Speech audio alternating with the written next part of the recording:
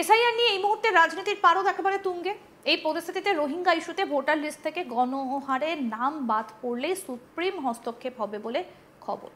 এখান থেকেই প্রশ্ন উঠছে, সুপ্রিম কোর্টের এই ঘোষণার ফলে বাংলাদেশি ভোটাররা বেঁচে গেলেন তো? বিষয়টা তো ওই ভুয়ো বাংলাদেশি ভোটারদের দিকেই গেল। অন্যদিকে এই এসআইআর নিয়ে চ্যালেঞ্জ করার জন্য 12 এবং 13 আগস্ট দিনটা বেঁধে দিল সুপ্রিম কোর্ট। বিচারপতি সূর্যকান্ত ও বিচারপতি জয়মাল্য বাগচির বেঞ্চ নির্বাচন কমিশনের সিদ্ধান্তকে চ্যালেঞ্জ জানিয়ে আবেদনকারীদের 8 আগস্টের মধ্যে লিখিত বক্তব্য জমা দেবার নির্দেশ দিয়েছে। অভিযোগ উঠেছে, অন্তত 15 জন ভোটারের নাম তালিকা থেকে মৃত বলে বাদ দেওয়া হলেও তারা বেঁচে আছেন এখনো। সুপ্রিম কোর্ট বলছে, এই প্রক্রিয়ায় কোনো ত্রুটি মিললে সুপ্রিম কোর্ট হস্তক্ষেপ করা থেকে বিরত থাকবে না। এর আগেও নির্বাচন কমিশন দেশের সর্বোচ্চ আদালতকে জানিয়েছিল, বিহারে এসআইআর এর পরে খসড়া ভোটার তালিকা প্রকাশ করা হয়েছে এবং তার প্রতিলিপি সবকটা রাজনৈতিক দলকে দেওয়া হয়েছে। একই সঙ্গে বলা হয়, খসড়া ভোটার তালিকা ওয়েবসাইটেও আপলোড করা হয়। জানানো হয়, 1 আগস্ট নির্বাচন কমিশন যে খসড়া তালিকা প্রকাশ করবে তা থেকে মানুষকে বাদ দেওয়া হচ্ছে, যার ফলে তাদের ভোটাধিকার হারাচ্ছে। এই পরিস্থিতিতে দেশের শীর্ষ আদালত বলছে, নির্বাচন কমিশন যেহেতু সাংবিধানিক সংস্থা, তাই তাদের আইন অনুসরণ করতে হবে। অন্যথা হলে আবেদনকারীকে বিষয়টা আদালতে জানাতে হবে। বেঞ্চ আবেদনকারীদের এবং নির্বাচন কমিশনের পক্ষ থেকে লিখিত বক্তব্য জমা দেবার জন্য নোডাল অফিসার নিয়োগ করেছে। অন্যদিকে এই এসআইআর নিয়ে বাংলার রাজনীতি যথেষ্ট উত্তপ্ত হয়ে রয়েছে। শুভেন্দু অধিকারী বলেন, বাংলাদেশ থেকে আসা অনুপ্রবেশকারীদের নাম যাতে ভোটার তালিকা থেকে না কাটা হয় সেই চেষ্টা করছে টিএমসি। তিনি আরও বলেন, কারা অনুপ্রবেশকারী সেটাও বলে দেন। কি বলেছেন শুভেন্দু অধিকারী, আসুন শোনাই এবার। অনুপ্রবেশকারী কারা? যারা মায়ানমার থেকে কক্সবাজারে এসে রিলিফ ক্যাম্পে ছিলেন, পরবর্তীকালে খোলা বর্ডার দেখে নেপাল এবং বাংলাদেশ দিয়ে গোটা ভারতে ছড়িয়ে পড়েছেন, মূলত মমতা বন্দ্যোপাধ্যায়ের আনুকূল্যে। কারণ এই মমতা বন্দ্যোপাধ্যায় 2017 সালে, আজকে যে এক্স তখন টুইট ছিল নাম, তাতে তিনি পোস্ট করেছিলেন যে মানবিক কারণে রোহিঙ্গাদের পাশে আমি আছি। তিনি ইনভাইট করেছেন, গোটা দেশে ছড়িয়ে দিয়েছেন। আর সাথে সাথে বাংলাদেশি মুসলমান, তাদের জন্য সিএএতে কোনো প্রভিশন নেই। সিএএতে প্রভিশন আছে হিন্দু, শিখ, খ্রিস্টান, জৈন, বুদ্ধিস্ট, পার্সি।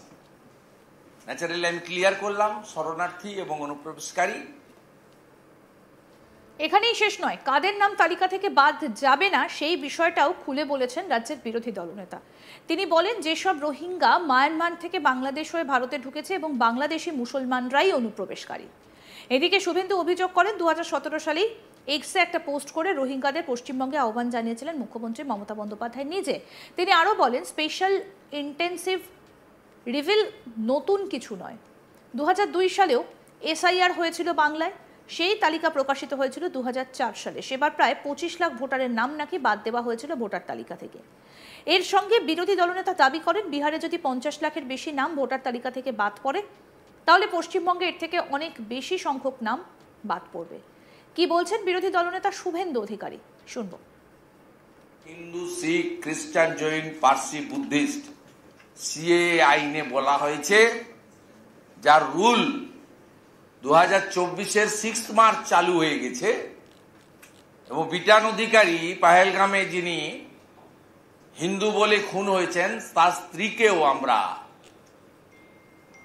জানি ভারত সরকার অত্যন্ত দ্রুততার সঙ্গে সিটিজেনশিপ অ্যামেন্ডমেন্ট অ্যাক্ট অনুযায়ী পার্মানেন্ট সিটিজেনশিপের সার্টিফিকেট দিয়েছেন। অতএব আপনারা কেউ অনুপ্রবেশকারী নন। অনুপ্রবেশকারী কারা? যারা মায়ানমার থেকে কক্সবাজারে এসে রিলিফ ক্যাম্পে ছিলেন, পরবর্তীকালে খোলা বর্ডার দেখে নেপাল এবং বাংলাদেশ দিয়ে গোটা ভারতে ছড়িয়ে পড়েছেন, মূলত মমতা বন্দ্যোপাধ্যায়ের আনুকূল্যে। কারণ এই মমতা বন্দ্যোপাধ্যায় 2017 সালে, আজকে যে এক্স তখন টুইট ছিল নাম, তাতে তিনি পোস্ট করেছিলেন যে মানবিক কারণে রোহিঙ্গাদের পাশে আমি আছি। তিনি ইনভাইট করেছেন, গোটা দেশে ছড়িয়ে দিয়েছেন। আর সাথে সাথে বাংলাদেশি মুসলমান, তাদের জন্য সিএএতে কোনো প্রভিশন নেই। সিএতে প্রভিশন আছে হিন্দু, শিখ, খ্রিস্টান, জৈন, বুদ্ধিস্ট, পার্সি। ন্যাচারালি আমি ক্লিয়ার করলাম শরণার্থী এবং অনুপ্রবেশকারী। গত কয়েকদিন ধরে লাগাতার মিথ্যা পোস্ট করে চলেছেন পশ্চিমবাংলার সবচেয়ে বড় মিথ্যাবাদী, আন্তর্জাতিক খ্যাতিসম্পন্ন গুজব রটনার মাস্টার মমতা ব্যানার্জি, এবং করছেন আর তুলছেন। প্রাক্তন সাংসদ কোচবিহারের পার্থপ্রতিম রায়ের পোস্ট করা আর ক্ষমা চেয়ে তোলা।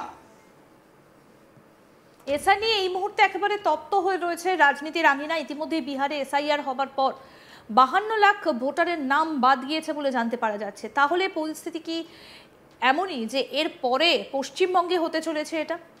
এই নিয়ে কিন্তু ইতিমধ্যেই রাজনৈতিক আকচাকচি শুরু হয়ে গিয়েছে। আর এই পরিস্থিতিতে রোহিঙ্গা ইস্যুতে ভোটার লিস্ট থেকে গণহারে নাম বাদ পড়লেই সুপ্রিম হস্তক্ষেপ হবে বলে খবর। এখান থেকেই প্রশ্ন হচ্ছে, সুপ্রিম কোর্টের এই ঘোষণার ফলে বাংলাদেশি ভোটাররা বেঁচে গেলেন তো? বিষয়টা তো ওই ভুয়ো বাংলাদেশি ভোটারদের দিকেই গেল। অন্যদিকে এই এসআইআর নিয়ে চ্যালেঞ্জ করার জন্য 12 এবং 13ই আগস্ট দিনটা বেঁধে দিল সুপ্রিম কোর্ট। বিচারপতি সূর্যকান্ত এবং বিচারপতি জয়মাল্য বাগচির বেঞ্চ নির্বাচন কমিশনের সিদ্ধান্তকে চ্যালেঞ্জ জানিয়ে আবেদনকারীদের 8ই আগস্টের মধ্যে লিখিত বক্তব্য জমা দেওয়ার নির্দেশ দিয়েছে। অভিযোগ উঠছে, অন্তত 15 জন ভোটারের নাম তালিকা থেকে মৃত বলে বাদ দেওয়া হলেও তারা বেঁচে আছেন এখনো। সুপ্রিম কোর্ট বলছে এই প্রক্রিয়ায় কোনো ত্রুটি মিললে সুপ্রিম কোর্টের হস্তক্ষেপ করা থেকে বিরত থাকবে না।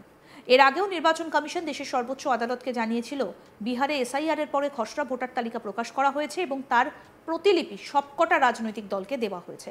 একই সঙ্গে বলা হয় খসড়া ভোটার তালিকা ওয়েবসাইটেও আপলোড করা হয়। জানানো হয় 1 আগস্ট নির্বাচন কমিশন যে খসড়া তালিকা প্রকাশ করবে তা থেকে মানুষকে বাদ দেওয়া হচ্ছে, যার ফলে তাদের ভোটাধিকার হারাচ্ছে। কি বলছেন শুভেন্দু অধিকারী এই বিষয় নিয়ে শুনব। অনুপ্রবেশকারী কারা? যারা মায়ানমার থেকে কক্সবাজারে এসে রিলিফ ক্যাম্পে ছিলেন, পরবর্তীকালে খোলা বর্ডার দেখে নেপাল এবং বাংলাদেশ দিয়ে গোটা ভারতে ছড়িয়ে পড়েছেন, মূলত মমতা বন্দ্যোপাধ্যায়ের আনুকূল্যে। কারণ এই মমতা বন্দ্যোপাধ্যায় 2017 সালে, আজকে যে এক্স তখন টুইট ছিল নাম, তাতে তিনি পোস্ট করেছিলেন যে মানবিক কারণে রোহিঙ্গাদের পাশে আমি আছি। তিনি ইনভাইট করেছেন, গোটা দেশে ছড়িয়ে দিয়েছেন। আর সাথে সাথে বাংলাদেশি মুসলমান, তাদের জন্য সিএতে কোনো প্রভিশন নেই। সিএতে প্রভিশন আছে হিন্দু, শিখ, খ্রিস্টান, জৈন, বুদ্ধিস্ট, পার্সি। আরো আপডেট পেতে দেখতে থাকুন আজ তাক বাংলা। সাবস্ক্রাইব করুন, নোটিফিকেশন পেতে বেল বাটন অপশন প্রেস করুন।